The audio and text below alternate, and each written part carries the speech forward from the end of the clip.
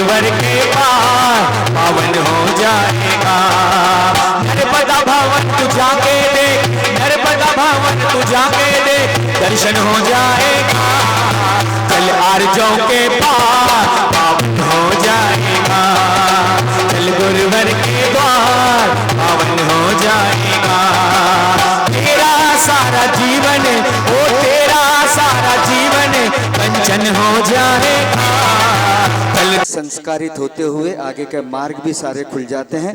यही गुरुवर अपनी वाणी में निरंतर यहाँ पर अपने मंगल प्रवचनों के अंदर दे रहे हैं। आज के जय बोलो शांतिनाथ भगवान की, देवादिदेव श्री 1008 चिंतामणि पार्श्वनाथ भगवान की, परम पूज्य 108 आर्जव सागर जी महाराज की, मुनि संघ की। आज के शास्त्र और दीप प्रज्वलन करने का सौभाग्य हमारे अपने ही और अत्यंत मुनिभक्त नेमावर सिद्धोदय क्षेत्र के ट्रस्टी, पूरा परिवार उनका मुनिभक्त परिवार है। आदरणीय श्रीमती लीला देवी जी काला, श्री पदम जी काला की वे माता जी हैं, और सरोज जी काला, जिनेश जी काला बानापुरा वाले गोयल नगर, और अरिहंत जी और उनका पूरा परिवार यहाँ पर हमारे बीच उपस्थित है। गुरु चरणों में श्रीफल भेंट कर आशीर्वाद प्राप्त करें, दीप प्रज्वलन करें और शास्त्र भेंट भी गुरु कमलों में करने का सौभाग्य प्राप्त करें। राजकुमार जी पांड्या भी आ जाएं, वे भी उनके परिवार से हैं।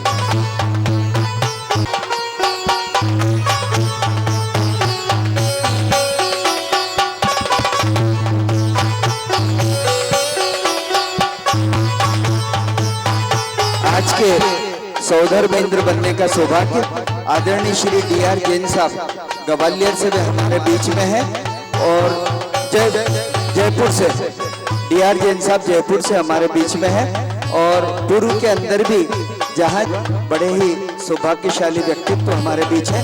शांतिनाथ जिनालय ट्रस्ट, आपका हार्दिक स्वागत।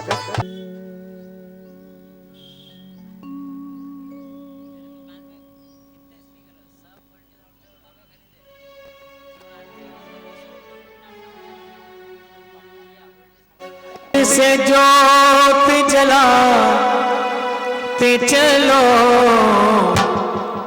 और ज्ञान की गंगा बहाते चलो, ज्ञान की गंगा बहाते चलो।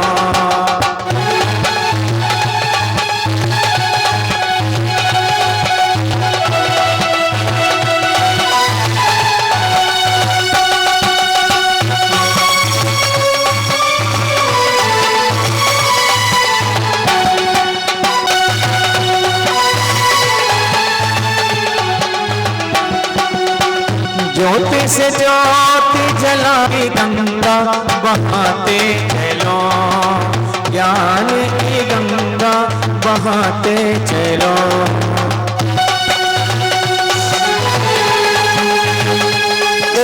एक साथ लेके आएंगे।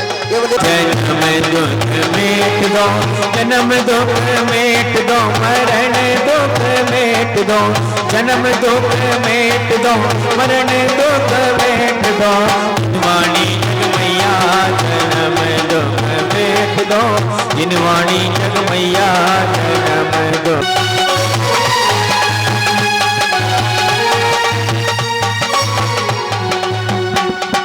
जिनवाणी जगमैया जन्म दुख मेट दो, जिनवाणी जगो। चरण उस परसन को आए आए हैं गुरु महाराज, चलो रे भाई दर्शन को। पंच महाव्रत आदरे सबिच पंच प्रकार, पंच महाव्रत आदरे समित पंच प्रकार। और त्रैगुप्ती को साधते इंद्रिय विशेष भार, आए आए हैं गुरु महाराज, चलो रे भाई दर्शन को। आए आए हैं गुरु जी महाराज, चलो रे भाई दर्शन को। भक्तजनों की ओर से हाथ जोड़ लें सब, समस्त भक्तजनों की ओर से अपनी मंगल में वाणी द्वारा हमारे तीर्थंकर बनने का उपाय बताइए। परम पूज्य गुरुदेव। बोलिए परम पूज्य गुरुदेव मुनि श्री आर्जव सागर जी महाराज की।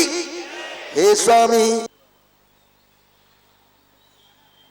ओम नमः सिद्धेभ्यः।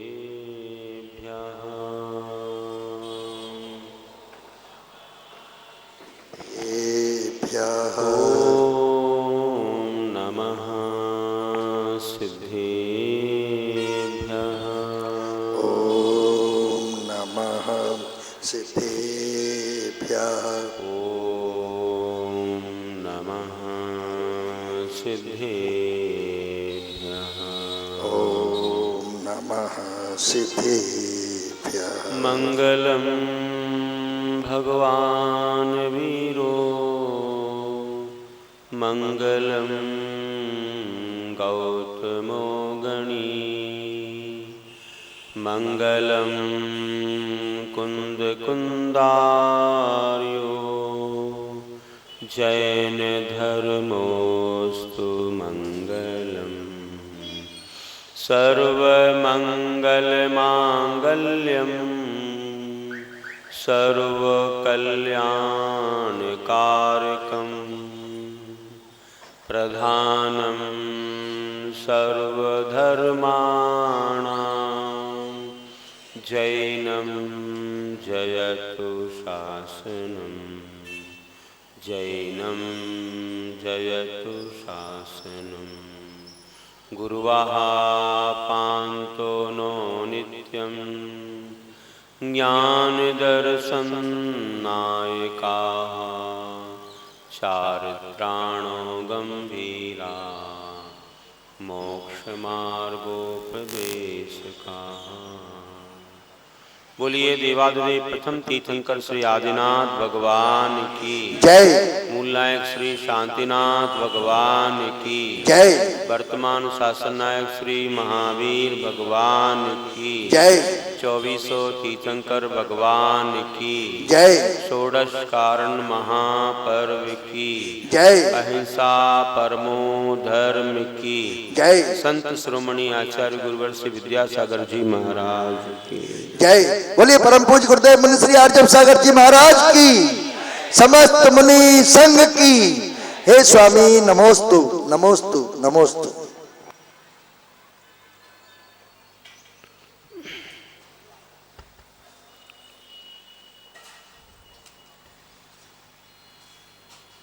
सद्धर्म बंधु, षोडश कारण महापर्व में एक एक भावनाओं का चिंतन करते हुए अपनी यह यात्रा मोक्ष मार्ग से मोक्ष की ओर बढ़ती रहे और हमारा जीवन मंगलमय संयम से विशुद्धि पूर्वक आगे बढ़ता रहे, ऐसी भावना साथ ही साथ सब जीवों का भी कल्याण हो, सबको भी ऐसे मुक्ति पद का लाभ मिले, ऐसी मंगल भावना के साथ हम आज शक्ति त्याग इस भावना के संबंध में कुछ चिंतन करेंगे। ऐसी भावना जब भाई जाती है तब हमारे आचार्य कहते हैं कि यह भावना, इसका अर्थ, इसका प्रयोजन दान से, दान देना त्याग, और वह त्याग किस रूप है? मात्र धन का देना ही त्याग नहीं है, क्योंकि मुनियों की अपेक्षा से कैसे घटेगा? वे भी तो त्याग करते हैं। उनके पास भी कुछ होता है, धन तो नहीं लेकिन बहुत कुछ होता है, देने के लिए भी बहुत कुछ होता है। तो क्या दे सकते हैं वे, क्या देते हैं, हम दोनों की अपेक्षा से समझेंगे। आचार्य पूज्यपाद स्वामी ने सर्वार सिद्धि में बताया है, इस भावना के संबंध में ये उपदेश दिया है कि दान देने का नाम त्याग कहलाता है, और वह त्याग 3 तरह के दान रूप से होता है। दान 3 तरह का है। इसमें वैसे हम लोग प्रायः पढ़ते हैं 4 तरह का दान, लेकिन उन्होंने जो 3 तरह का दान लिखा है उस पर मैं चिंतन करता रहा कि ऐसा क्यों लिखा है। वह 3 तरह का दान जो सभी लोग कर सकते, ऐसा दान सब में घट जाए, ऐसा दान। तो उन्होंने कहा आहार दान, अभय दान और ज्ञान दान, 3 तरह का दान उन्होंने कहा। समदभद्र आचार्य ने आहार दान, औषध दान, उपकरण दान और आवास दान रूप से 4 तरह के दान की बात की। आहार औषध यूरोप उपकरणा वास्योस्य दानेन वैया व्रतम ब्रह्मते चतुरात्मत्वेन चतुरस्य, ऐसे करके। तो वहां पर जो आवास दान भी कहा है, तो मुनियों की अपेक्षा कैसे घटेगा, उनका तो कोई स्थान होता नहीं है, फिर भी अपने स्थान पर रहने से किसी को नहीं रोकते, और कोई आ जाए तो उनको साथ में जगह भी दे दे। उनकी क्रिया आदि अपने सब आवश्यक कार्यों से मिलती जुलती हो तो उनके साथ रह जाते हैं, अन्यथा विहार कर जाते हैं कि भैया ठीक है।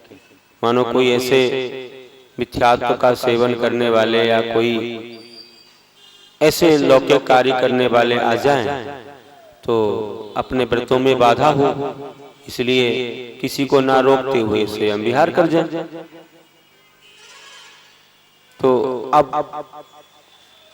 ये विचार कर लेना कि ऐसे दान जो सभी लोग दे सके, वे दान आचार्य पूज्यपाद स्वामी ने कहे हैं इस षोडश कारण भावना के प्रकरण में। क्योंकि ये भावनाएं मैंने पहले कहा था, चतुर्थ गुणस्थान से लेकर 8वें गुणस्थान के 6ठे भाग तक भावनाएं भा सकते हैं और तीर्थंकर प्रकृति का संचय हो सकता है।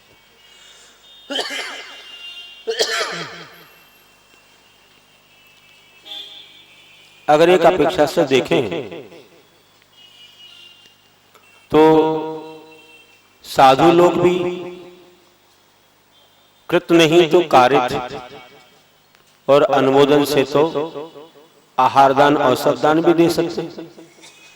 किसी अन्य मुनिजन आदि के लिए, संयमियों के लिए दूसरे से कह करके आहार दान दिलवा सकते हैं, श्रावकों को मार्गदर्शन दे सकते हैं, औषध दान भी दिलवा सकते हैं, ऐसे ही उपकरण दान भी दे सकते हैं, पिछी कमंडल शास्त्र। और आवास दान के बारे में तो मैंने कहा ही है कि कभी अपने स्थान पर दूसरे को भी, अपना तो कुछ है ही नहीं वैसे उनका, और दान तो अपना ही दिया जाता है, तो कैसे होगा वो। इसलिए शायद हो सकता कि इन्होंने 3 ही दान रखे हों इस भावनाओं के अंतर्गत। ये 16 भावनाएं जो कहीं इनके अंतर्गत मात्र 3 ही दान करें। और वैसे पूछो तो 4 दानों में श्रावकों की अपेक्षा जो श्रावक कर सकता है सब कुछ बात इसमें आ गई। वह तो पतिश्रय मतलब आवास दान भी दे सकता है, आहार दान तो देता ही है, औषध दान भी देता है, उपकरण भी देता है, जिसमें कि पिछी कमंडल शास्त्र सब कुछ आ जाते हैं। मुनि लोग तो दूसरों से आहार और सब दिलवा सकते हैं, आवाज तो उनका होता नहीं है। और बाकी अभयदान देने में कोई बाधा नहीं है। अभयदान तो जीवों की रक्षा का एक भाव या ऐसा कार्य, अपनी जो साधना उस रूप होती है कि कहीं किसी जीव को कष्ट ना हो और उनकी रक्षा हो, तो यह अभयदान कहा जा सकता है। और इसी तरह से जो ज्ञान दान है, वह ज्ञान दान तो हमेशा देते ही हैं, उपदेश के द्वारा, शास्त्रों के द्वारा। इसलिए 3 दान बहुत सार्थक हैं इस भावना की अपेक्षा कि आहार दान, अभय दान और ज्ञान। आहार ही तो सब कुछ, सारे धर्मों का आधार है, क्योंकि शरीर रहेगा तो धर्म ध्यान होगा, और शरीर नहीं है तो धर्म ध्यान कैसे। इसलिए कहते हैं कि शरीर माध्यम खलु धर्म साधनम। धर्म साधन का प्रथम माध्यम क्या है, प्रथम साधन क्या है? धर्म के पालन के लिए प्रथम साधन तो क्या है? शरीर। और शरीर के लिए आवश्यक क्या है? तो आहार। आहार होगा तो शक्ति आएगी, शक्ति आएगी तो जितने भी आवश्यक करते हैं, जो भी आवश्यक पालन करते हैं साधु, वो सारे के सारे उस शरीर और शरीर में जो गया आहार, वही सबका कारण बन जाता है। इसलिए हमें समझना है कि ऐसा दान हम किस ढंग से दें। तो उसके लिए भी कहा है कि वह दान अपनी शक्ति के अनुसार विधिवत दिया जाए, तो वह त्याग भावना में आता है। शक्ति के अनुसार का अर्थ क्या है? शक्ति के बाहर तो प्राय नहीं देते लोग, और मानो कोई ख्याति लाभ पूजा से देने लग जाएं तो संकलेश का कारण हो जाता है कि भाई नाम ख्याति के लिए कोई दे रहा है, परिवार में शक्ति नहीं है, किसी की नहीं सुन करके कुछ कर देता है, तो संकलेश होने लग जाता है। तो प्राय बहुत कम ऐसा होता है, लेकिन शक्ति को छुपाते ज्यादा हैं लोग, लोभ रहता है। इसलिए रख लो भैया, ज्यादा दे देंगे तो आगे क्या होगा नहीं मालूम, जिंदगी में कब आवश्यक पड़ जाए। लेकिन वे ये नहीं समझते हैं कि जिंदगी में आवश्यक धन नहीं पड़ेगा, पुण्य पड़ेगा। और तुम जो दान दे दोगे, उससे जो पुण्य आएगा, वह पुण्य तुम्हारे जीवन में कहां से क्या क्या दिला देगा, ऐसे साधन जुटा देगा। जो काम धन नहीं करेगा, वो तुम्हारा पुण्य करेगा। इसलिए कभी ये मत सोचो कि हम ज्यादा दान दे देंगे तो कहीं कम ना पड़ जाए। इसलिए शक्ति को छुपाना नहीं चाहिए, अपनी शक्ति है तो उसका प्रयोग कर लेना चाहिए। हाँ ठीक है, ऐसा नहीं कि पूरे पूरे खाली कर दो, कभी कभी कुछ रखना पड़ता है श्रावकों के लिए। कोई बहुत ही ज्यादा ऐसी कोई अवस्था आ जाती है जब तत्काल रूप से कुछ करना हो तो लोग अपने पास रखते हैं। अधिक संग्रह भी बाधक है। और वैसे मैं कहूं कि अच्छी श्रद्धा हो और खूब उत्कृष्ट विशुद्धि हो तो सब कुछ छोड़ दे, लेस मात्र भी कुछ ना रखे तो निर्गंत बन जाए, तो पुण्य से तो भरेगा ही, इतने कर्मों की निजरा हो जाएगी कि जीवन में इतना बड़ा लाभ तो कभी मिल नहीं पाता अन्य की चीज किसी क्षेत्र में। ये क्षेत्र ऐसा है कि समता पूर्वक अपने पूर्व संचित कर्मों का फल जब भोगते हैं साधु, और चाहे वह पुण्य हो या पाप, समता पूर्वक ना अधिक कोई खुशी मनाते हैं पुण्य के फल में, और दुख आता है तो ना अधिक कोई दुख करते हैं अपने मन में। तो कितने कर्मों की निजरा होती है, असंख्यात गुणी कर्मों की निजरा होती चली जाती है, ऐसा उनके लिए लाभ मिलता है। वो भी श्रावकों से भी असंख्यात गुणी कर्मों की निजरा करने वाले साधु होते हैं। तो विचार कर लेना चाहिए कि पूर्ण त्याग करने में जो हमको लाभ है वह जोड़ने में नहीं, रखने में नहीं। वे तो अपने शरीर तक से मोह छोड़ देते हैं, फिर तो धन पैसे की बात अलग है। इसलिए तो मैं यही कहूंगा कि सब कुछ छोड़ दो, इसी में सार है। फिर भी अगर तुम कहते हो कि नहीं थोड़ा सा हमें अभी कुछ रखना है क्योंकि हमें विश्वास थोड़ा सा कम है, अचानक कुछ आवश्यक पड़ा तो मैं क्या करूंगा, इसलिए कोई बात नहीं भैया, लेकिन अधिक संग्रह भी बाधक है। तो देखिए, शक्ति के अनुसार त्याग करना चाहिए, और वह शक्ति के अनुसार जो त्याग करते हैं तो शक्ति अनुगेय बोलते हैं। शक्ति को छुपाए बिना त्याग करे तो शक्ति त्याग कहलाएगा, और उसमें हमारी विशुद्धि बढ़ती है और हमारा जीवन बहुत मंगलमय होता है।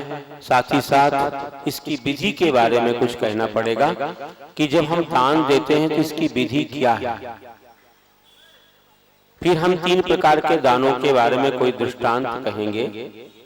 पहले विधि हम बता देते हैं कि विधि क्या होना चाहिए। जो आचार्य पूज्यपाद स्वामी ने कहा कि विधिवत जो 3 प्रकार का दान दिया जाता है, तो विधि क्या है। मुख्यतः श्रावकों की रखता हूं। हमारी विधि तो तुम जानते ही हो। महाराज जी क्या विधि, उनकी तो विधि यही है कि सम्मति पूर्वक, भाषा समिति पूर्वक ज्ञान दान देते, ये उनकी मुख्यता है। उनकी विधि की मुख्यता यही है। लेकिन श्रावकों की अपेक्षा से जो वे 3 प्रकार के दान करते हैं, या समझो कि 4 प्रकार के दान करते हैं, मुख्यतः से आहार दान, औषध दान करते हैं, उसकी विधि क्या है। उसकी विधि के संबंध में कहते हैं आचार्य समन्वय स्वामी अपने रत्न करंडक में कि 9 पुण्य ही प्रतिपत्ति सप्तगुण समाहितेन शुद्धेन अप्सूनारंभाणा मार्याणामिष्यते दानम। दान इस विधि से दिया जाता है।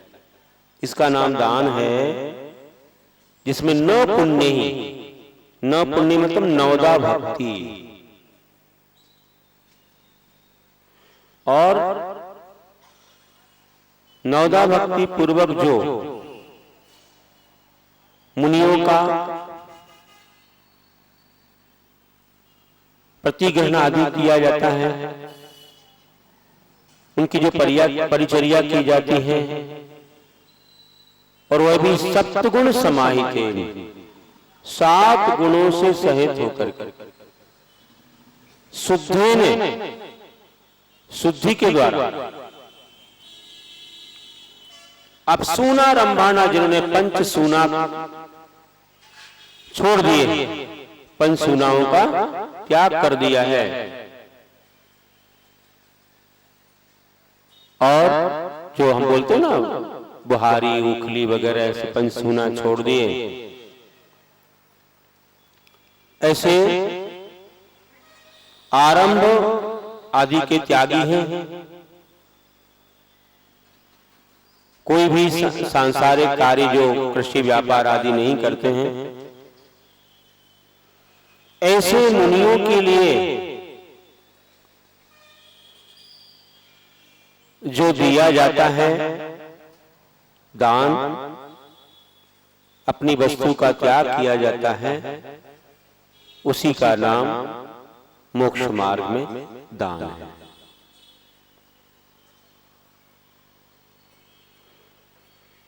तो अब इसमें हमने भी सुना नौ पुण्य नौदा भक्ति, ये क्या है? रोज करते हैं लोग, सब जानते हैं, फिर भी नाम के लिए सुन सकते हैं कि पड़ेगा हम जो 3 प्रदक्षिणा देते हैं और उनके लिए जो तुम लोग हे स्वामी नमोस्तु नमोस्तु करके अत्र अवतर अवतर तिष्ठ करके बुलाते हो, ये पड़ेगा हम। फिर पाद प्रक्षालन, परिगाहन के बाद एक तरह से पहले जमाने में जब साधु के कमंडल में कोई पानी भरने नहीं जाता था जंगल में, तब पहले पाद प्रक्षालन करना पड़ता था। अपने ग्रह के बाहर कलश में पानी रहता था, प्रायश्चित उससे किया करते थे। हो सकता है इसीलिए पाद प्रक्षालन रखा हो, लेकिन आज के हिसाब से पूछेंगे तो पहले परिगाहन, और महाराज जी स्वयं ही अपने कमंडल के जल से पैर धो लेते हैं, इसलिए वो तुम्हें करना नहीं पड़ता। इसलिए दूसरे नंबर पर उच्चासन आ जाए, परिगाहन, उच्चासन, फिर पाद प्रक्षालन, पूजन, इसके बाद मन शुद्धि, वचन शुद्धि, काय शुद्धि, आहार जल शुद्ध है, और नमोस्तु। कितने हो गए ना? परिगाहन, उच्चासन, पाद प्रक्षालन, पूजन, मन शुद्धि, वचन शुद्धि, काय शुद्धि, आहार जल शुद्धि और नमोस्तु, ऐसे मिला के 9 भक्तियां, ये 9दा भक्ति। तो सब जानते हैं, इसको क्या बताएं? सब जानते हैं, करते भी हैं, जानते भी हैं। साधुओं की ऐसी भक्तियां ना हो तो फिर साधु आहार नहीं ले सकते, क्योंकि आगम में कहा है इतनी भक्ति अगर श्रावक के पास हो तो ही वह आहार विधिवत कहलाएगा। देखिए, परिगाहन करते हो, बड़े आदर से बुलाते हो और 3 प्रदक्षिणा देते हो, क्योंकि 3 प्रदक्षिणा इसलिए दी जाती है कि हम भी उनके जैसे रत्नत्रय के धारी बने। मन वचन काय से कहो या रत्नत्रय की प्राप्ति के लिए कहो, 3 प्रदक्षिणाएं देते हैं। और इसी तरह से जब 3 प्रदक्षिणा देते हैं, फिर इसके बाद उनके लिए आदर पूर्वक अपने गृह की ओर प्रस्थान करने का निवेदन करते हैं। फिर वहां गृह प्रवेश भी बोलते हैं कि गृह प्रवेश कीजिए महाराज, बिना कहे तो तुम भी नहीं जाते किसी घर में, और घर में गए तो सीधे भोजनशाला में नहीं जाते। कोई कहे कि भोजनशाला में आइए तो जाते हो, नहीं तो बाहर ही रह जाते हो। बैठो कहो तो बैठते हो। ऐसे साधु महाराज को भी कोई कहे कि भोजनशाला में प्रवेश कीजिए तो प्रवेश करेंगे, नहीं तो खड़े रह जाएंगे, और आप भूल गए तो वापस आ जाएंगे। फिर कहते उच्चासन ग्रहण कीजिए तो उच्चासन ग्रहण करते। ये सम्मान है, ये आदर है। इतनी बड़ी मुद्रा को धारण किया है, पंच परमेष्ठी की मुद्रा को, और कोई अगर इसमें कमी रखेगा तो अनादर हो जाएगा। तो वे अपने सम्मान के लिए नहीं, बल्कि इस भेष के सम्मान के लिए कि ये जो भेष है इसके ऐसे नियम होते हैं जो देवों के द्वारा भी पूज्य है, इसका हमें पालन करना पड़ेगा, नहीं तो हम इसकी कीमत नहीं समझ रहे। इसका मतलब अगर ऐसा ना हो तो हमने इसकी कीमत कम कर दी, और इससे कि हमको दोष लगेगा, हमने स्वयं इस भेष का अपमान किया। तो वे इस भेष का अपमान नहीं करना चाहते, ये निर्गंत भेष। फिर पाद प्रक्षालन करते, उनके चरणों की रज अपने माथे पर लगाते हैं। इसके बाद पूजन होती है, अष्टद्रव्य से पूजन करते हैं। इसके बाद फिर मेरा मन शुद्ध है, मतलब कि मैं जैन धर्म का पालन करता हूँ। मैं सप्त व्यसन नहीं करता, रात में नहीं खाता, छान करके पानी पीता हूँ। मैं नित्य वीतराग भगवान का दर्शन करता हूँ, मैं निर्गंत गुरुओं को मानता हूँ, मैं हिंसक वस्तु चमड़ा आदि वस्तुओं का मैं त्यागी हूँ, मैं निर्माल वस्तु का सेवन नहीं करता हूँ, जो मंदिर में समर्पित की गई चीज या मंदिर की संपदा को मैं अपने संसार के प्रयोग में नहीं लाता हूँ, नहीं तो निर्माल्य का सेवन हो जाएगा। और इसी तरह से मैं रागी द्वेषी हिंसक देवी देवताओं का उपासक नहीं हूं। ऐसे 8 नियम जिसके पास हैं उसकी मन शुद्धि कहलाएगी। फिर इसके बाद वचन शुद्धि, जो बोल रहा हूं तो सत्य बोल रहा हूं, और जो कहूंगा आहार शुद्ध है तो कह रहा हूं तो शुद्ध है। अगर कोई भी उसमें अशुद्ध वस्तु महाराज जी इशारा करके पूछे तो तुम्हें बताना पड़ेगा कि हाँ ऐसी है। वचन शुद्धि इसी में होती है। और काया की शुद्धि भी है कि शरीर निरोगी है, कोई रक्त या मवाद आदि को बहाने वाली कोई व्याधि मुझे नहीं है, किसी को लग जाती ऐसी व्याधि नहीं है, स्वस्थ हूं मैं, साथ ही साथ स्नान किया हुआ है और मेरे वस्त्र भी 16 वाणी के स्वर्ण के समान पूरे शुद्ध है, कोई अशुद्धता नहीं है कि इससे कहीं शौचादि क्रिया को जाके आए हो, कहीं पर भी लघु शंका दीर्घ शंका आदि को जाकर आए हो, या किसी अन्य व्यक्ति को जिसका शरीर अशुद्ध है, जिसके वस्त्र अशुद्ध है, उसको तुमने छू लिया तो बैक्टीरिया वायरस तो ट्रांसफर हो जाएंगे, अशुद्ध हो जाएगा, इसलिए नहीं। ऑपरेशन थिएटर में जैसे कितने शुद्ध वस्त्र होते हैं, उनको बाहर नहीं आने देते, ना वहां किसी को जाने देते। कैसा रहता है स्थान, यहाँ तक के कोई चमड़े आदि की वस्तु को भी नहीं वहां पर यूज करने देते। बायोलॉजिकल सब्सटेंस करके जीवाणुओं के शरीर में और जीवाणुओं की उत्पत्ति हुआ करती है, इसलिए वहां पर कोई भी ऐसा शरीर चमड़ा आदि वहां पर ले जाना वर्जनीय होता है। और वे कपड़े भी डिटॉल में धुले हुए रहते हैं, पेटी में पैक, उनका प्रयोग एक बार ही किया जाता है, दोबारा नहीं, इसके बाद उनको बदल दिया जाता है, शुद्ध किया जाता है। फिर कहीं जो है जब उपयोग में लाना तो शुद्ध वस्त्र ही उपयोग में लाए जाते हैं, कोई दूसरे वस्त्र नहीं। इस प्रकार से व्यवस्था बनाई गई है। और ये व्यवस्था जो है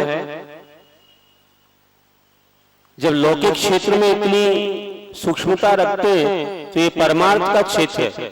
यहाँ भी अन्न अंदर जा रहा है, भोजन अंदर जा रहा है, वहां कोई भी जीव जंतु पहुंच गए तो समझो कि अस्वस्थ हो जाएंगे और उससे धर्म ध्यान में बाधा आएगी।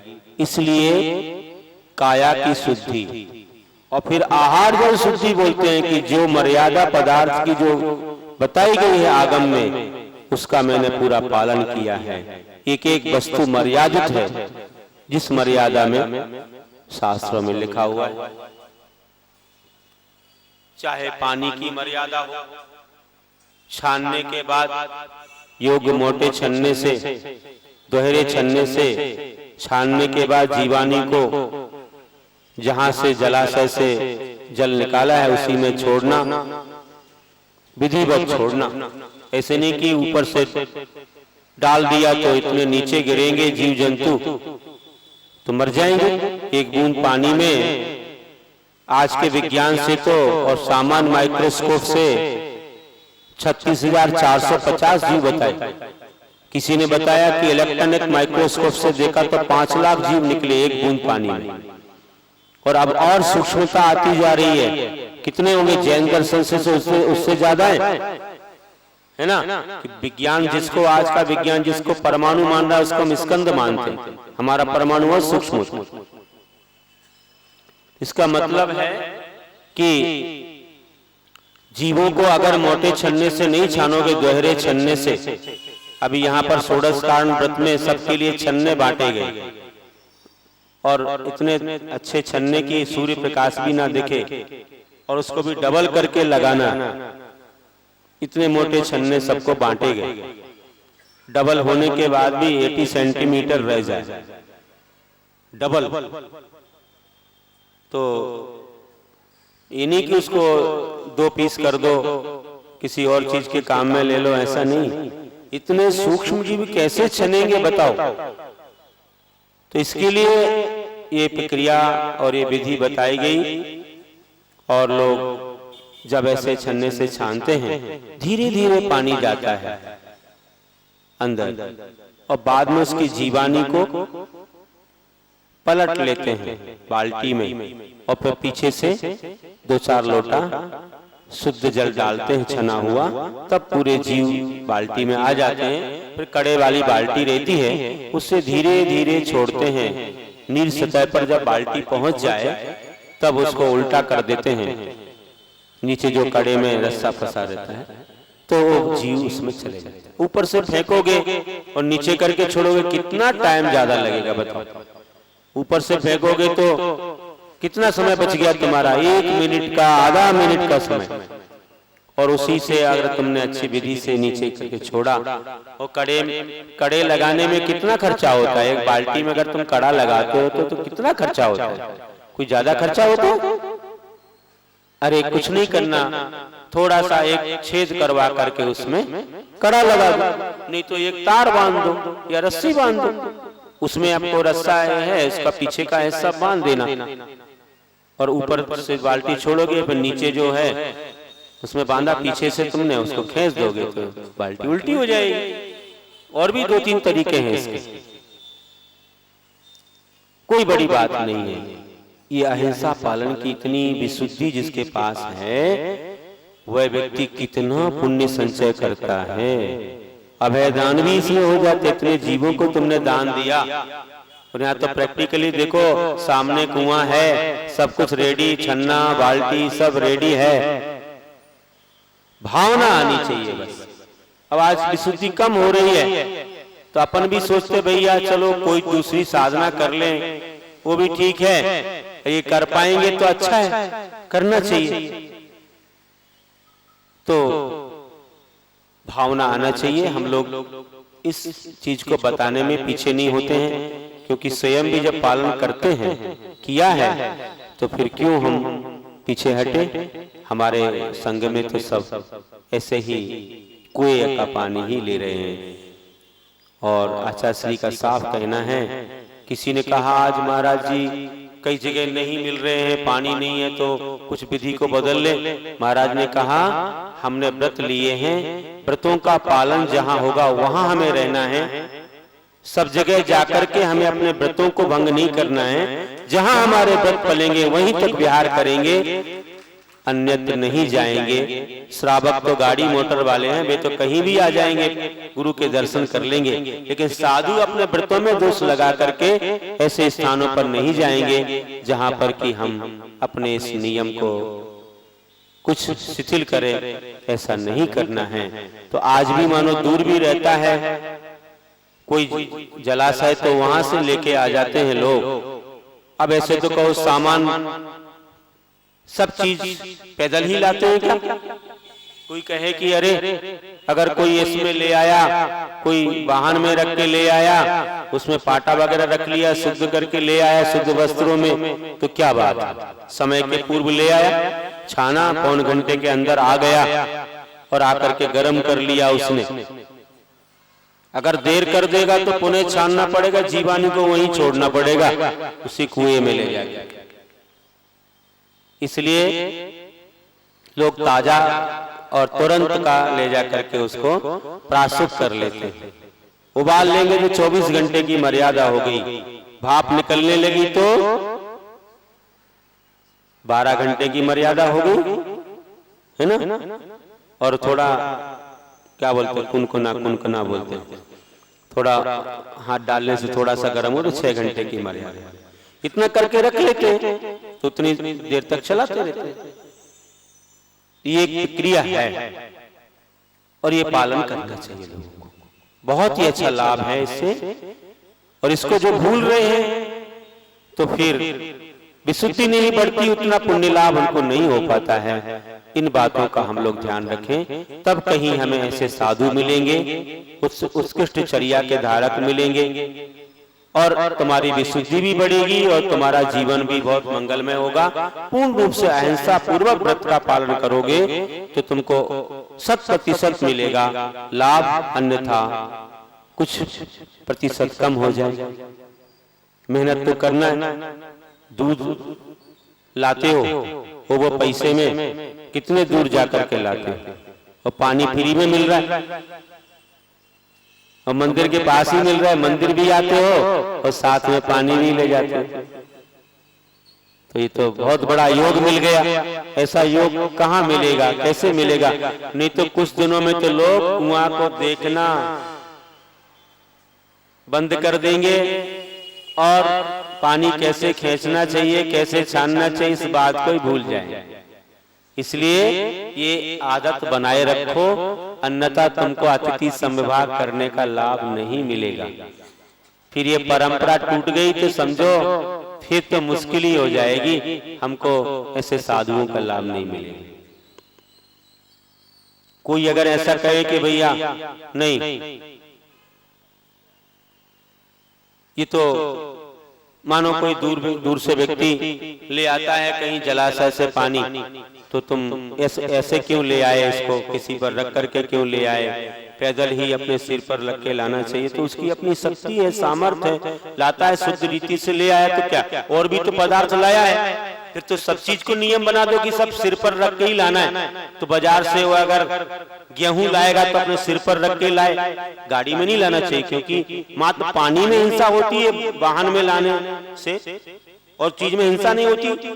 घर की जितनी सामग्री वो लाएगा, जो साधु लेते हैं वो सब अपने सिर पर और पैदल ही लाना चाहिए उसको, मात्र पानी ही क्यों। फिर तो वो जो है गेहूं लाए, चावल लाए, चाहे घी लाए, चाहे तेल लाए, चाहे और भी कोई वस्तु लाए, तो उसे तो सिर पर ही और पैदल ही लाना पड़ेगा, तभी उनकी विधि पलेगी। तो ऐसा तो बनेगा नहीं, ऐसा तो कोई कर नहीं पाता। जो चीज लाएगा वो सब अपने पैदल और सिर पर रख के लाएगा, तो कहां तक ऐसा कोई पालेगा? तो ऐसा तो कोई पालता नहीं है। इसलिए तो ये कहना होगा कि मानो अपनी सुविधा से वो लाता है और वो भी पाटा वगैरह रख लेता है और बिल्कुल शुद्ध कपड़े पहन लेता है और लाता है और समय के पहले ही ले आता है, तो इसमें तो कोई बाधा नहीं मानते। बल्कि अगर पास में घर हो तो अपने हाथ से और पैदल चल के ही ले जाएं, वो सबसे अच्छा होता है और कोई बड़ी बात नहीं है। कितने बड़े बड़े कैन आते हैं, 10-20 किलो वाले भी कैन आते हैं, 10-20 किलो पानी बन जाए, आराम से ढक के ले जाएं, कोई दिक्कत नहीं आती है। इसलिए शिथिलाचार के कई कुतर्क भी होते हैं, और अगर अच्छे मार्ग से चलो तो कोई कुतर्क कुछ काम नहीं करते हैं। अपन बुद्धि लगाएं, जिनको पालन करना नहीं है वो अनेक प्रकार के कुतर्क करते हैं कि अरे वाहन में इसलिए जो कुछ भी पीने लग जाओ, तो जो कुछ भी पीने लग जाओ तो सारी जीवानी नीचे फेंक देते, मर गए सब जीव। कहाँ अहिंसा पली बताओ? अब साधु से ही लोगों को अहिंसा सीखने को नहीं मिली तो श्रावक कहाँ सीखेगा अहिंसा? कहाँ सीखेगा वो अहिंसा? धर्म के क्षेत्र में, मंदिर में कुआं होते हुए भी बोरिंग के पानी से अभिषेक कर रहे हो, तो तुम्हारा प्रमाद तो बताओ कितना बड़ा प्रमाद है। वो मशीन लगा दी और मशीन से आ रहा, तो उसमें जो मशीन के अंदर पानी जब घूमता है तो उसमें भी हिंसा हो जाती। हाथ से खींचो ना, थोड़ी मेहनत होगी, अहिंसा का अच्छा पालन होगा और शरीर भी स्वस्थ रहेगा। तो ये सब चीजें हमारे लिए बहुत अच्छी मिली हुई है विरासत के रूप में, लेकिन हम लोग सब छोड़ते चले जा रहे हैं धीरे धीरे, और इसको भूलेंगे तो धर्म का अंत हो जाएगा। इसलिए हम लोगों को आज भी उस प्राकृतिक वातावरण में जीने का प्रयास करना चाहिए। जितना हो सके उतना ज्यादा हम करें, इसमें प्रमाद न करें। तो लोगों को भाता, देखो लोग बोले कठिनाई होती, लेकिन इसलिए हमारा चौमासा कैसे होगा? मैं कह रहा हूं कि देखो इतनी कठिनाइयां, कुएं का पानी और सब ऐसे नियम हम लोग बनाते हैं, तो भी कितने जगह से ऑफर आते हैं कि हमारे यहाँ चौमासा, हमारे यहाँ चौमासा। देखो समोषण मंदिर वाले भी बैठे यहाँ पीछे आए हैं, उनको ये नहीं है कि महाराज जी हमारे यहाँ नहीं आए तो हम नहीं जाएं, वे तो आते ही हैं। उनको तो कहीं भी बोले महाराज जी का लाभ मिल रहा है, चलो कोई बात नहीं। तो वो आए हैं, विजयनगर वाले बैठे हैं, तो तिलक नगर वाले भी बैठे हैं, तो और भी सब जगह से आते हैं लोग। इतनी भावना है, उनको तो पुण्य चाहिए, उनको ये थोड़ी एक ही स्थान से, लेकिन कोशिश की कि भाई हमारे नजदीक मिल जाए तो हमारे घर घर में चरण पड़े, इसलिए मैं सब जगह थोड़ा थोड़ा रह के आ जाता हूँ। और फिर बाद में भी भैया चौमासे के बाद भी खूब समय मिलता है, तुम्हारा भाग रहा तो फिर हो जाएगा।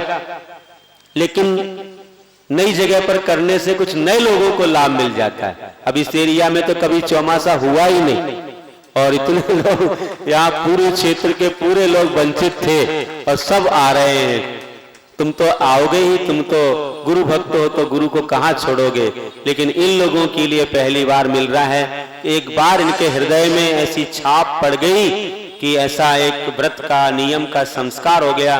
देखो करीब 200 लोग षोडश कारण व्रत कर रहे हैं, युवा भी कर रहे हैं, सब कर रहे हैं, युवतियां भी कर रही हैं, तो बहुएं भी, तो सास भी, तो ससुर भी, तो सब कर रहे हैं, कौन नहीं कर रहे हैं। सब प्रकार की क्वालिटी है यहाँ पर, सर्विस वाले भी हैं, व्यापारी भी हैं, स्कूल जाने वाले भी हैं, कॉलेज जाने वाले भी। मुझे तो बड़ा अतिशय सा लगता है कि षोडश कारण की जहाँ भावना भाई और प्रवचन शुरू हुए तो ही लोगों के मन में भावना आने लग जाती है। अरे 2-4 दिन की बात नहीं है, 32 दिनों के लिए, वो भी ब्रह्मचर्य व्रत है, शील संयम और इतनी शुद्धता पवित्रता इसके साथ करने की भावना आना। व्यक्ति आज एक दिन पालन करने के लिए सोचता है, लेकिन जब गुरु लोग बोलते हैं तो उन्हें लगता है कि इतना पालन गुरु लोग करते हैं जीवन में हमेशा, चलो कम से कम 32 दिन को तो कर लो, देखेंगे आनंद। और 32 दिन पूरे हो नहीं पाते और सोचने लग जाते हैं कि अब तो ऐसा व्रत हम करते ही रहें। और कम से कम कोई लोग 5 वर्ष को, कोई और आगे 16 वर्ष, मतलब 15 वर्ष और कर लेंगे, ऐसी भावना भाने लग जाते हैं और करते रहते हैं। हम कहते नहीं व्रत मत लो तो ऐसे ही कर लो, कोई ले भी लेते हैं, कोई आगे अपने हिसाब से करते भी जाते हैं। तो इसकी महिमा बहुत बड़ी है। तो शुद्ध आहार की जो बात, अगर झूठ कह दोगे तो वचन शुद्धि भी भंग हो गई, है ना, मन शुद्धि भी भंग हो गई। आहार जल शुद्धि पूर्ण रूप से हो तभी अच्छा होता है। तो अब इन बातों का पूरा ध्यान रखना है। तो शुद्धि के साथ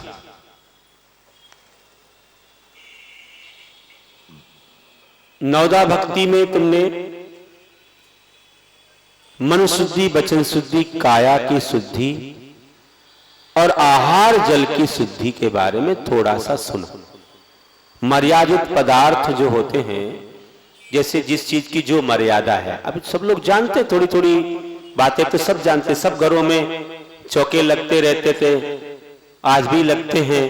और आज भी लोग जो है स्वयं जब व्रत करते हैं तो स्वयं उस शुद्धि के साथ पालते हैं। और इन बातों का तो हमें कथन करना ज्यादा आवश्यक नहीं है। और जिन वाणियों में, सब पुस्तकों में दिया हुआ है, ये बच्चों की पुस्तक भी जीवन संस्कार निकली है, बहुत अच्छी। उसमें सारे विषय हैं, पूरे के पूरे 3 प्रकार के, कौन कौन से 3 प्रकार के पात्र होते हैं, उत्तम मध्यम जघन्य कौन होते हैं, और साधु संग क्या होते हैं, और इसी के साथ में जैन श्रावक के क्या कर्तव्य है, रात में क्यों नहीं खाना चाहिए, पानी छान के क्यों पीना चाहिए, मंदिर क्यों जाना चाहिए, मंदिर जाने में कितने उपवासों का फल है, ये सारी बातें उसमें दी हुई है। यहां तक के कि प्रतिक्रमण भी दिया हुआ है, सामायिक की विधि भी दी हुई है, उस शुद्ध आहार का चार्ट भी दिया हुआ है। बाकी तो और भी कई चीजें, दर्शन पाठ वगैरह, और कहना चाहिए बहुत सारी चीजें। तो ये बच्चों के संस्कार के लिए, बड़ों के लिए सब विषय आ गए। कई लोग बोलते हैं हमको पुस्तक चाहिए, पुस्तक चाहिए। इन लोगों ने अब पुस्तक मंगा ली है और ये लोग अब जो भी चाहते हैं लोग, तो अब हमको परेशान नहीं करना, इन लोगों से लेना। बात यही है कि तुम लोग ऐसी चीजों का उपयोग करो और जानो। उससे देखा था सामान्य माइक्रोस्कोप था और उसको लाए और रखा सामने, प्रकाश होना चाहिए और उसकी जो नीचे प्लेट रहती है लेंस के नीचे, उस पर एक बूंद रखी पानी की, अनछने पानी की, फिर उसको नीचे कर दिया। अपन ने लेंस से देखा, वह बूंद एक कोपर के बराबर दिख रही थी और उसमें मक्खी के बराबर असंख्यात जीव यहाँ वहां भाग रहे थे। और जब बाजू में देखा तो कुछ नहीं, और उसके नीचे देखा तो इतने जीव। बताओ, अनछने पानी में इतने जीव होते हैं? एक बूंद में इतने, तो एक गिलास में कितने होंगे? लोग गटगट पी जाते और यही बैक्टीरिया वायरस अंदर पहुंचते और इसी से कितने रोग आते। इसलिए आज जो बड़े बड़े लीडर्स लोग होते हैं, जो अपने देश के प्रेसिडेंट या कोई कहो सीएम पीएम, उनके साथ एक डॉक्टर रहता है और वो पूरा वाच करता है कि तुम कौन सा पानी पी रहे हो, फिल्टर का पानी या बिल्कुल छना हुआ वाल्ड किया पानी उनके लिए अलाउ करते हैं, अन्यथा नहीं, क्योंकि तुम चले जाओगे तो अभी अरबों खरबों खर्च होगा। काय के लिए? संस्कार के लिए नहीं, चुनाव के लिए। तो जब तुम नहीं रहो इस पोस्ट पर तो कहीं भी चले जाओ, मुझे क्या करना है। उतनी चिंता गवर्नमेंट को नहीं होती है। तो बंधुओं, जब उनको इतनी चिंता है एकमात्र इतनी पदवी के साथ, तो तुम तो जैन हो, जैन बनने का मौका हर व्यक्ति को नहीं मिलता है।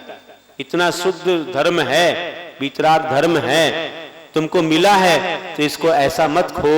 अनछना पानी पी करके अपनी जिंदगी को बर्बाद करते हैं और डॉक्टरों की तिजोरियां भरते हैं। आजकल तिजोरी में कोई नहीं रखता, बोले अब तो बैंक में चला गया। लेकिन हमारे शब्द तो वैसे ही रहते हैं, अरे भाई डॉक्टर की तिजोरी अब घर में नहीं है, अब बैंक में है।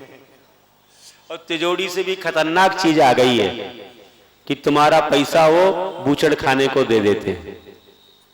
बताओ, तो कहां जा रहा है ये पैसा?